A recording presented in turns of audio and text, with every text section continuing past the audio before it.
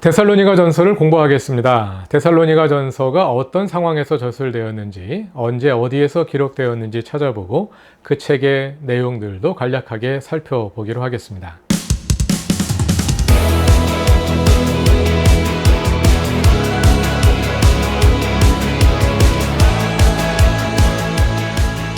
성경에 많은 책들이 담겨 있습니다만 그 가운데 그 책들이 언제 어디에서 기록되었는지 자세하게 알 수 있는 책들은 많지 않습니다. 그러나 데살로니가 전서는 다릅니다. 사도행전 17장과 18장에는 데살로니가 교회가 설립되던 당시 그 전후에 일어난 사건들이 담겨 있습니다. 그리고 데살로니가 전서 3장을 읽어보면 데살로니가 전서가 저술되던 그 당시에 일어난 사건들이 또 기록되어 있어요.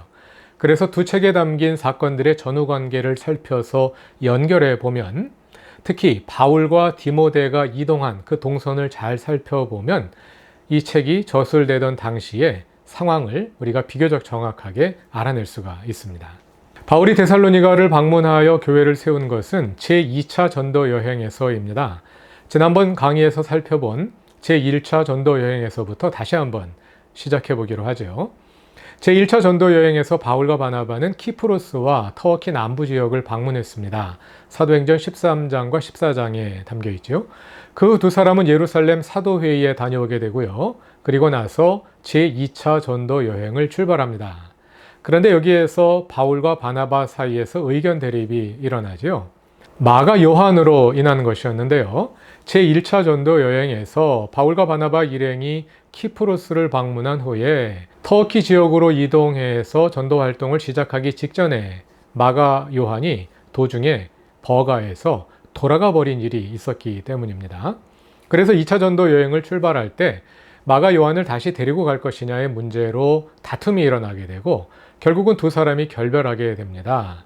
바나바는 마가 요한을 데리고 키프로스로 가고 바울은 그 대신 실라를 선택해서 그와 함께 육로로 떠나게 됩니다. 여기서 우리가 바울의 전도 여행의 성격을 잘 이해할 필요가 있습니다. 우리는 보통 전도 여행이다 그러면 복음을 전하고 교회를 세우고 개척하는 여기까지만 국한해서 생각하기가 쉽습니다. 그러나 바울의 전도 여행은 성격이 좀 달랐어요. 바울은 어느 지역을 방문해서 교회를 세우면 그곳으로 끝나는 것이 아니라 그 지역을 반드시 다시 방문했습니다. 사도행전이 그것을 잘 보여주는 거죠.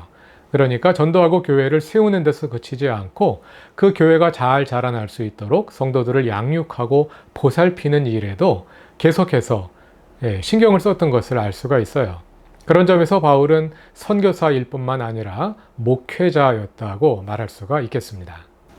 제2차 전도 여행의 출발을 서술로 하는 사도행전 16장 36절을 보면 그러한 바울 전도 여행의 성격을 잘 알 수 있습니다.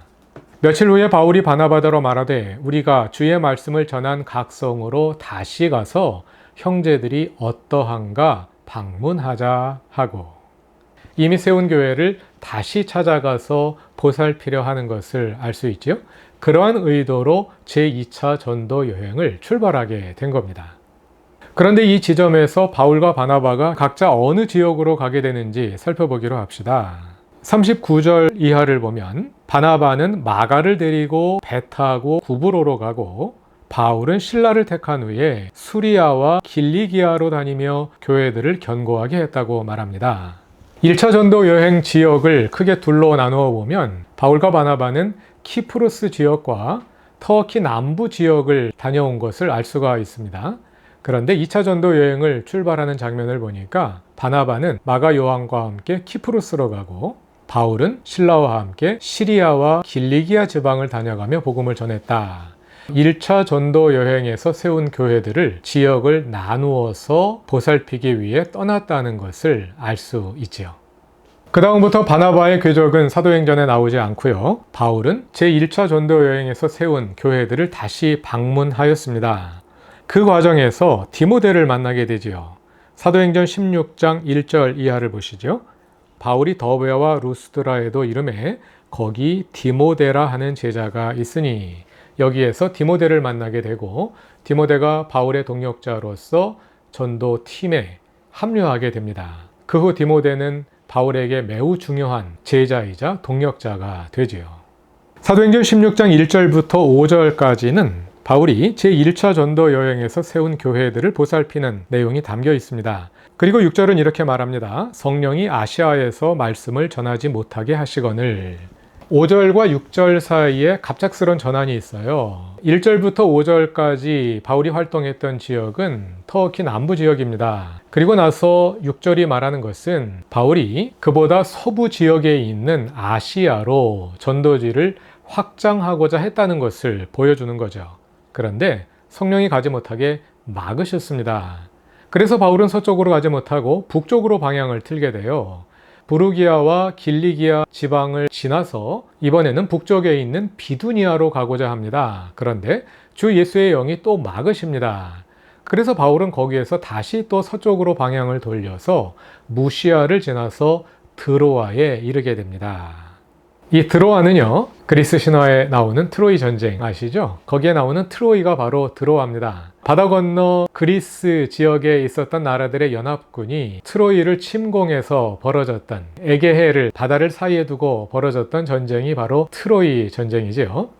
그 전쟁이 끝나갈 무렵에 그리스 연합군이 아테나 여신에게 제사를 지낸 후에 거대한 목마 상징물을 만들어 놓고 떠나버립니다. 그러니까 트로이군은 그리스군이 패배해서 도망쳐 버렸구나 이렇게 생각하고 승리감에 도취된 가운데 그 목마를 성 안으로 들여놓게 되죠.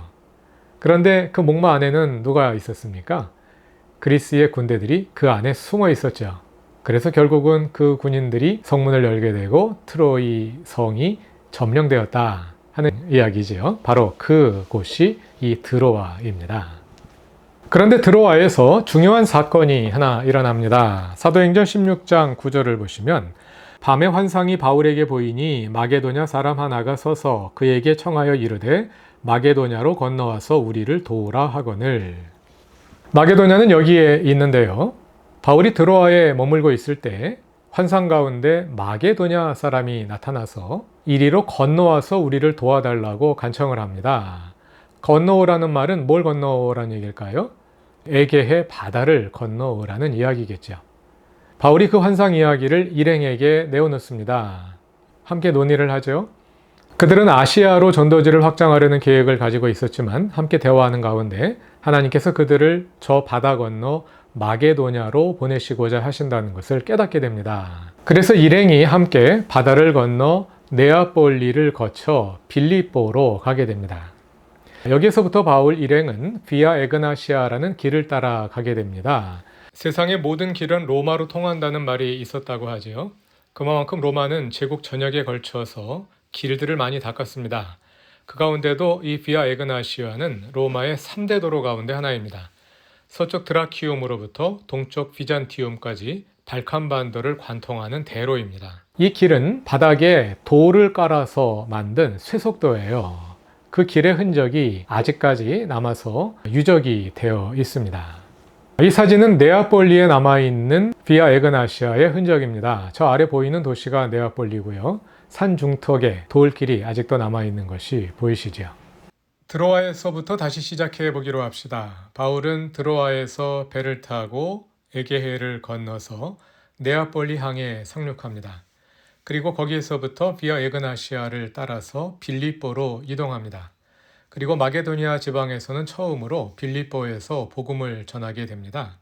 사도행전 16장 11절 이하에 기록되어 있습니다. 14절을 보면 바울은 빌립보에서 두아디라시의 자색옷감 장사, 자조장사 루디아를 만나게 됩니다.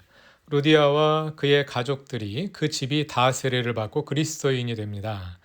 아마도 빌립보 교회를 세우는데 큰 기여를 했을 것으로 우리가 짐작할 수 있지요.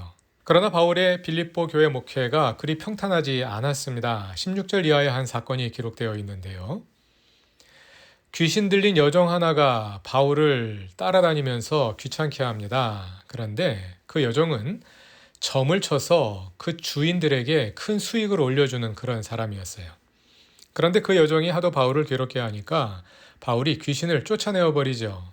자, 그렇게 되니까 그 여종의 주인들은 돈줄이 끊어져 버렸단 말입니다. 그러니까 그거를 분이 여겨서 바울을 관리들에게 끌고 가서 거짓 고발을 합니다.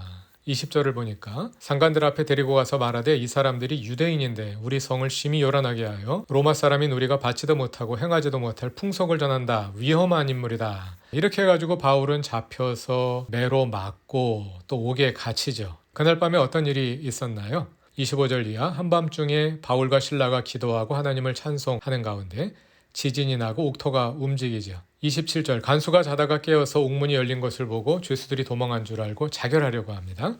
바울이 만류하죠. 30절 바울과 실라 앞에 엎드려서 내가 어떻게 하여야 구원을 받으리까? 31절에서 바울이 뭐라고 대답하나요? 이르되 주 예수를 믿으라. 그리하면 너와 내 집이 구원을 받으리라. 그 유명한 사건이 바로 여기 빌립보에서 일어났습니다. 그 일이 있고 나서 바울은 옥에서 풀려나고요. 다시 형제들을 만나고 위로한 다음에 빌립보를 떠나게 되죠. 사도행전 17장 1절을 보시면 그들은 빌립보를 떠나서 암비볼리와 아볼로니아로 다녀가 데살로니가에 이르게 됩니다. 거기에서 비로소 데살로니가 교회를 세우게 됩니다.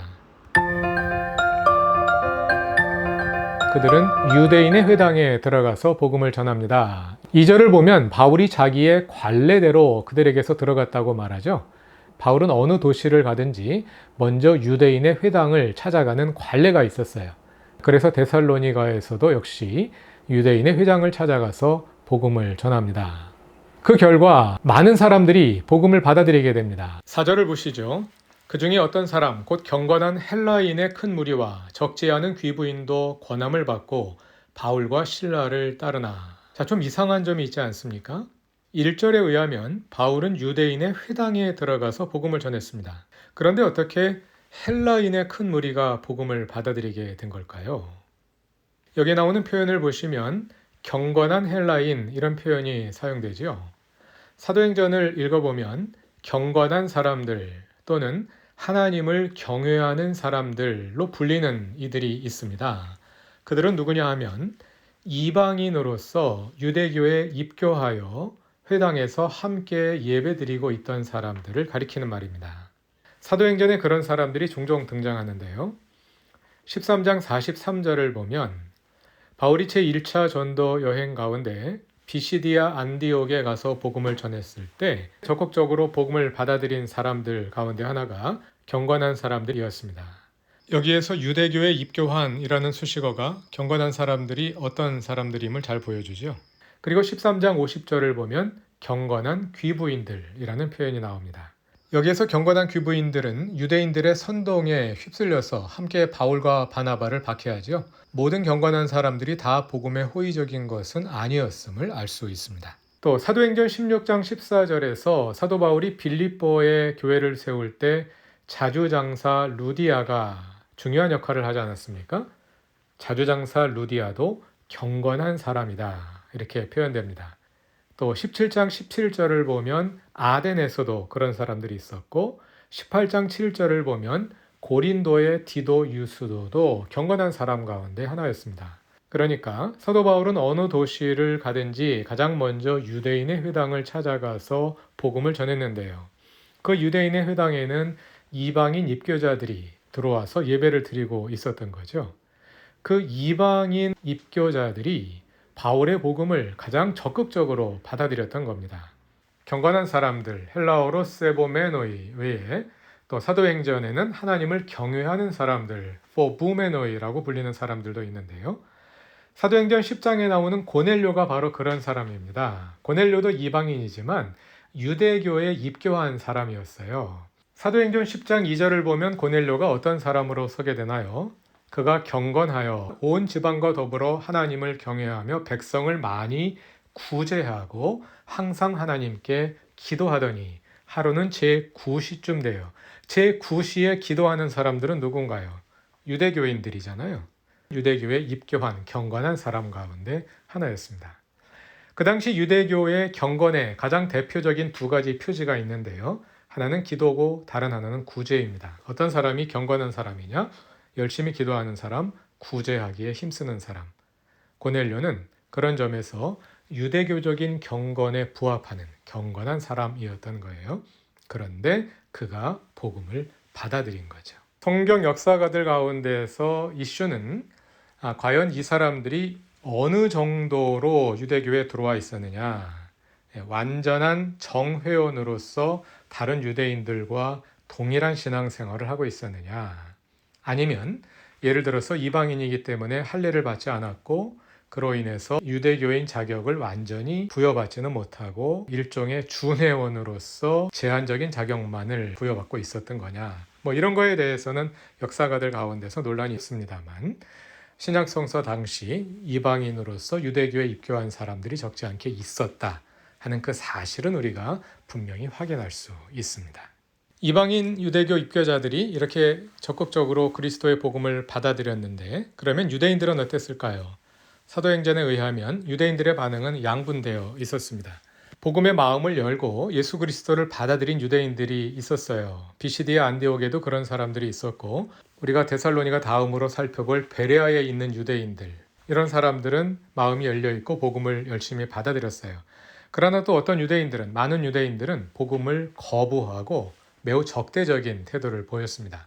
데살로니가에 있는 유대인들이 그런 사람들이었습니다. 5절을 보니까 유대인들이 시기해서 소동을 벌입니다. 그 소동이 너무 커서 바울이 위태로운 지경에 이르렀어요.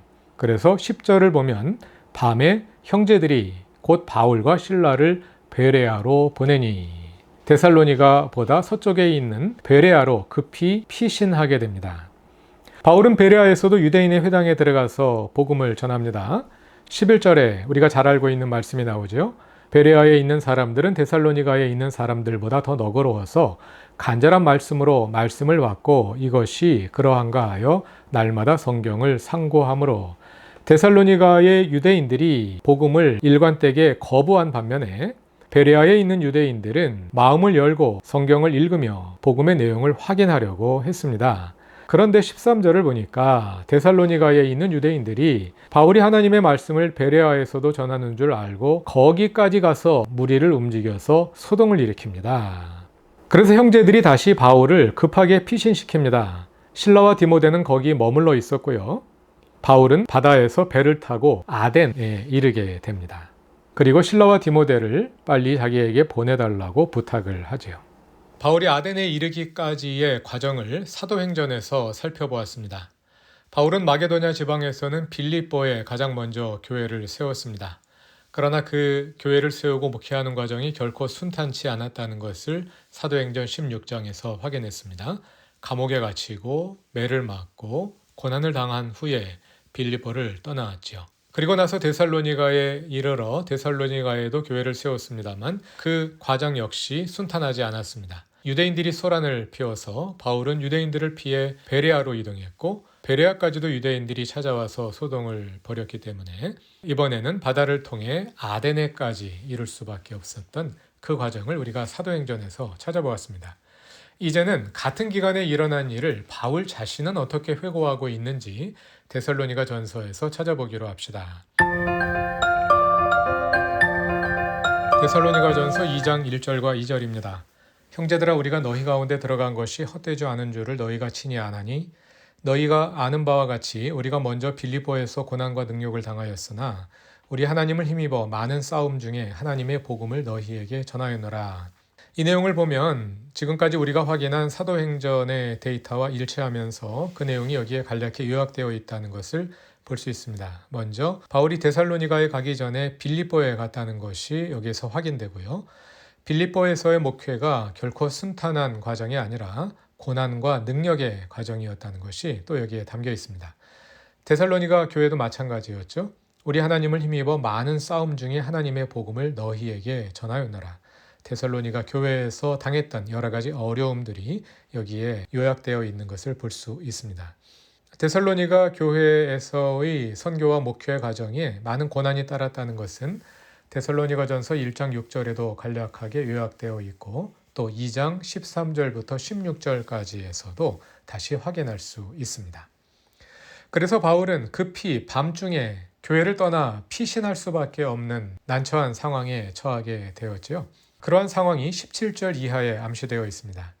형제들아 우리가 잠시 너희를 떠난 것은 얼굴이요 마음은 아니니 너희 얼굴 보기를 열정으로 더욱 힘썼노라.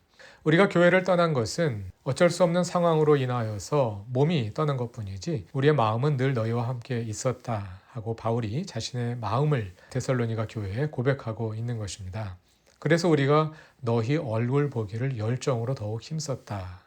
뿐만 아니라 18절을 보니까 그러므로 나 바울은 한 번, 두 번 너희에게 가고자 하였으나 사탄이 우리를 막았도다. 바울은 어떻게 하든지 다시 데살로니가 교회에 돌아가고자 애를 썼다는 거죠. 그런데 사탄이 막았다고 말합니다. 아마도 이 말 속에는 계속해서 바울을 따라다니며 바울을 방해했던 그 유대인들의 소란이 암시되어 있겠고요. 또 어떤 다른 상황들도 함께 있었을 것을 우리가 짐작해 볼 수 있겠습니다. 그래서 바울이 어떻게 했을까요? 데살로니가 전서 3장을 보면 아덴에서 일어난 일을 서술하고 있습니다. 이러므로 우리가 참다 못하여 우리만 아덴에 머물기를 좋게 생각하고 우리 형제 곧 그리스도의 복음을 전하는 하나님의 일꾼인 디모데를 보내노니, 여기서 보내노니라고 번역된 말은 헬라어를 정확히 번역하면 보넷논입니다. 과거형으로 되어 있습니다. 이는 너희를 굳건하게 하고 너희 믿음에 대하여 위로함으로 아무도 이 여러 환난 중에 흔들리지 않게 하려 함이라. 우리가 앞에서 본 사도행전 17장에 의하면 디모데와 실라는 베레아에 머물고 있었고 바울만 급하게 아덴으로 왔는데요. 데살로니가 전서 3장을 보면 그 후에 디모데가 아덴으로 내려왔다는 것을 알 수 있게 되죠. 거기에서 바울이 디모데를 다시 데살로니가로 돌려보냅니다. 왜 그랬을까요? 1절, 이러므로 우리가 참다 못하여. 바울이 데살로니가에서 복음을 전하다가 밤에 급하게 쫓겨나왔기 때문에 어떻게 됐는지 너무 궁금하겠죠. 너무 걱정이 많이 되겠죠. 그래서 바울은 디모데를 보내서 데살로니가 교회가 이 환난 가운데 잘 서 있는지 확인하고 또 그들을 위로하고 격려하기를 원했던 것이겠지요. 그리고 다시 사도행전 18장으로 가겠습니다. 1절, 그 후에 바울이 아덴을 떠나 고린도에 이르러. 바울은 아덴을 떠나 고린도로 갑니다. 그리고 5절을 보시면 실라와 디모데가 마게도냐로부터 내려오매. 마게도냐로부터 내려왔다는 말은 베레아로부터 내려왔다는 뜻입니다. 빌립보, 데살로니가, 베레아가 마게도냐에 있는 도시이거든요. 그러니까 베레아로부터 내려온 것은 곧 마게도냐 지방으로부터 내려온 것이죠. 사도행전 기록에 보면 전체 과정에서 한 가지 사실이 누락되어 있는 것을 볼 수가 있어요. 우리가 데살로니가 전서 3장에서 확인한 내용은 디모데가 베레아로부터 아덴으로 갔고 바울이 아덴에서 디모데를 다시 데살로니가로 보내지 않았습니까? 그런데 사도행전에는 그 과정이 누락되어 있어요. 바울은 자기가 직접 경험한 이야기를 기록한 것이기 때문에 상세하게 알고 있었던 것이고, 사도행전의 저자는 역사가로서 초대교회에 일어났던 일들을 자세하게 조사해서 역사를 기록한 겁니다. 그 가운데 사료에 그 부분이 빠져 있었던 거죠. 그래서 사도행전 저자는 실라와 디모데가 고린도로 내려온 것은 알고 있었지만 그 사이에 일어난 일에 대해서는 알지 못하고 있는 거예요. 그래서 그 과정이 사도행전 역사에는 빠져 있는 겁니다. 자, 이렇게 해서 실라와 디모데가 고린도로 다시 내려왔습니다. 그래서 바울과 만나게 되죠. 사도행전 18장 5절에 기록되어 있는 이 사건이 데살로니가전서 3장 6절에도 기록되어 있습니다.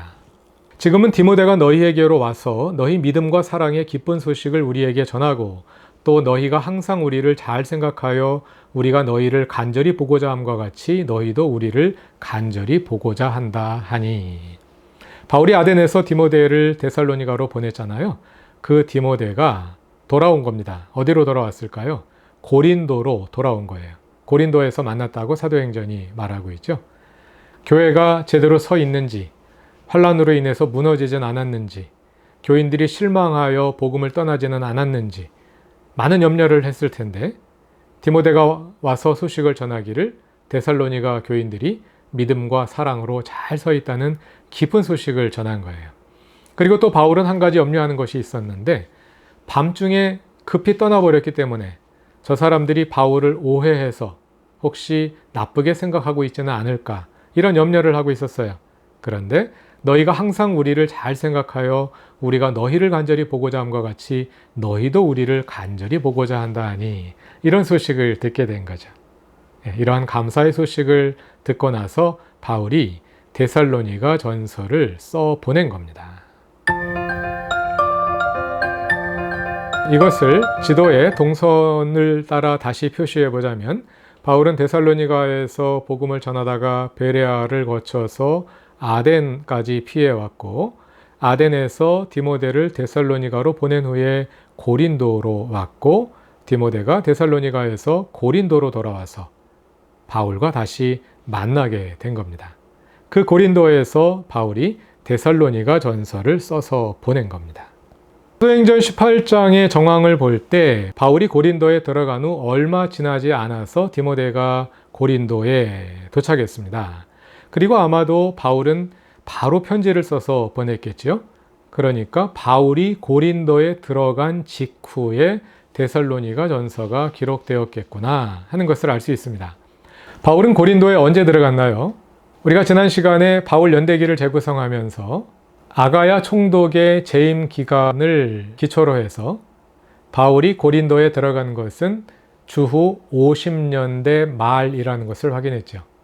그러니까 데살로니가 전서가 쓰여진 것은 주후 50년대 말 또는 늦어도 51년 초쯤이 될 것입니다. 이러한 역사적 추론을 통해서 데살로니가 전서는 고린도에서 50년 말 또는 51년 초에 저술되었다 하는 것을 알 수 있게 됩니다. 데살로니가 전서 1장 1절을 보시죠. 바울과 실로아노와 디모데는, 여기에서 실로아노는 신라입니다. 데살로니가 전서는 바울과 신라와 디모데가 함께 보낸 편지입니다. 왜 세 사람이 함께 보냈을까요? 바울이 제2차 전도 여행을 신라와 함께 출발했고 도중에 디모데가 가세해서 데살로니가에 방문할 때는 바울과 신라와 디모데가 함께 방문해서 교회를 세웠죠. 그러니까 데살로니가 전서도 데살로니가 교회의 공동 설립자로서 세 사람이 함께 보낸 겁니다. 자, 이것이 데살로니가 전서가 저술되던 당시의 정황인데요.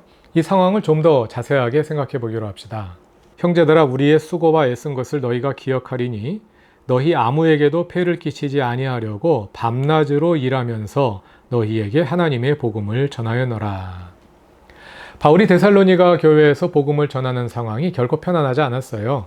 밤낮으로 일하면서 틈틈이 복음을 전해서 교회를 세운 겁니다. 이렇게 어렵게 교회를 세웠는데 그것도 그 교회가 온전히 다 자라가는 과정을 보기도 전에 바울은 유대인들의 소동으로 인해 밤에 급히 데살로니가를 피해서 나오게 되었습니다.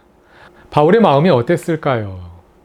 이 교회가 도대체 잘 서 있을지 걱정도 되고 이 사람들이 자신을 욕하고 있지는 않을지도 염려도 되고 너무 걱정이 많았던 거예요. 그래서 노심초사하다가 아덴에서 디모데를 보냈던 겁니다. 그런데 디모데가 가져온 소식은 너무나도 감사한 소식이었던 거죠. 데살로니가 전서 1장 6절을 보시면 또 너희는 많은 환난 가운데서 성령의 기쁨으로 말씀을 받은 다음에 환난 가운데 믿음을 지키기도 어려운데요. 데살로니가 교인들은 환난 가운데서 말씀을 받았습니다. 말씀을 받아들이는 그 자체가 환난이었어요. 그런데도 성령의 기쁨으로 말씀을 받아 우리와 주를 본받은 자가 되었으니 그러므로 너희가 마게도냐와 아가야에 있는 모든 믿는 자의 본이 되었느니라. 주의 말씀이 너희에게로부터 마게도냐와 아가야에만 들릴 뿐 아니라 하나님을 향하는 너희 믿음의 소문이 각처에 퍼졌으므로. 교회가 잘 서 있을까 그 자체가 염려였는데 잘 서 있을 뿐만 아니라 그들의 믿음과 사랑의 소식이 그 주변 지역에까지 퍼져나가서 모든 교회의 모범이 될 정도로 이렇게 교회가 잘 서 있다는 소식을 듣게 된 거죠. 바울이 얼마나 감사했을까요? 1장 8절 끝에서 이렇게 말합니다. 우리는 아무 말도 할 것이 없노라. 너무 감사해서 아무 말도 할 것이 없노라. 데살로니가 전서 3장 7절에서는 또 이렇게 말합니다. 이러므로 형제들아 우리가 모든 궁핍과 환난 가운데서 너희 믿음으로 말미암아 너희에게 위로를 받았노라. 이 말이 그냥 거칠의 표현이 아니라는 것을 우리가 이 상황에서 충분히 이해할 수 있죠. 많은 경우에는 성도들이 목회자에게 위로를 받습니다만 목회자들이 성도들로 인해 위로를 받게 되는 순간이 있습니다. 바울이 데살로니가 교회로부터 이 소식을 들었을 때 얼마나 위로가 되었겠습니까? 계속해서 8절을 봅시다. 그러므로 너희가 주 안에 굳게 선즉 우리가 이제는 살리라. 이제는 살리라. 지금까지 마음이 어땠다는 거예요? 죽을 것 같은 마음이었다는 거죠. 그런데 데살로니가 교회의 소식을 듣고 나니까 이제는 살겠다. 위로를 받은 바울의 마음이 그대로 표현되어 있는 겁니다. 우리가 우리 하나님 앞에서 너희로 말미암아 모든 기쁨으로 기뻐하니 너희를 위하여 능히 어떠한 감사로 하나님께 보답할까. 여기 데살로니가 1장과 3장에 담겨 있는 표현들은 매우 감동적인 이런 표현들이 담겨 있습니다만 이 표현들이 결코 과장이 아니라는 것을 알 수가 있죠. 큰 위로와 감사 가운데 바울이 데살로니가 전서를 써서 교회에 보낸 겁니다. 그래서 모든 바울 서신에는 서두 다음에 감사를 표현하는 부분이 있습니다만 데살로니가 전서는 그 감사 부분 외에도 본론에도 곳곳에서 감사의 표현들이 나옵니다. 그래서 데살로니가 전서는 감사의 편지라고 할 수 있겠는데요. 왜 그렇게 바울이 감사할 수밖에 없었는지 이 정황을 통해서 우리가 충분히 이해할 수 있을 것입니다.